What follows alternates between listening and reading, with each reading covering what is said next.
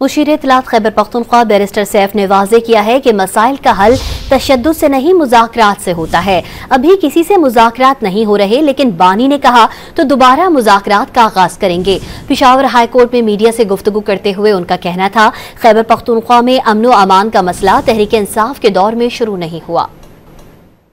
बंदूक से, गोली से, डंडे से, आंसू गैस बरसाने से मसाइल हल नहीं होते, मसाइल मजीद उलझ जाते हैं। रह गई बात मुज़ाकरात, अभी सच कोई मुज़ाकरात नहीं है। अभी देखेंगे कि आगे आने वाले वक्त में कोई अगर मौका मिलता है और खान साहब की इजाजत होगी तो इंशाअल्लाह फिर दोबारा इन मराहिल का आगाज करेंगे। तो खैबर पख्तूनख्वा की तरफ उंगलियां उठा रहे हैं कि हम दहशतगर्द हैं, हमारे सूबे में अमन अमान का मसला है, दहशतगर्दी का मसला है।